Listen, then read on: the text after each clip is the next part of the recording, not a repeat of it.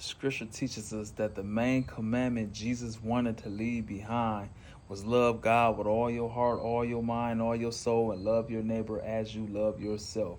And somebody said, how do you love your neighbor? And Jesus had gave this parable about a guy on the road who got robbed. And one of the religious people seen him, they walked by him, didn't help him. Another religious walked by him, seen him, and didn't help him. And then there was a guy who wasn't that religious. He was a Samaritan, and he helped him get back on his feet, cleaned him up, gave him money, and set him on his way. Really was a blessing to that person, and he wasn't even a religious person.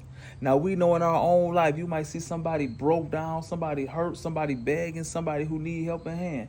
And it might be a religious person. I'll pray for you, or throw them a scripture, or don't say good morning, say grand rising, but you don't offer a helping hand.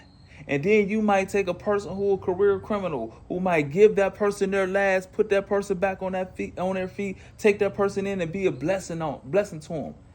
And Jesus asked this man, who was in the right? Who showed love to your neighbor? And the people said, the person who helped them. That's how we love our neighbor as we love ourselves, because love is an action. So save me with all your fancy talk, how many scriptures you know. I don't eat meat, or Grand Rise, I don't say good morning, but you don't treat people well. You don't help nobody. I don't care what you eat, how many times you pray. How do you treat people? The golden rule to any faith is doing unto others as you want done to you. Not how many times you pray, what you don't eat. If you say grand rising instead of good morning, how do you treat people? Do we treat people with love and respect?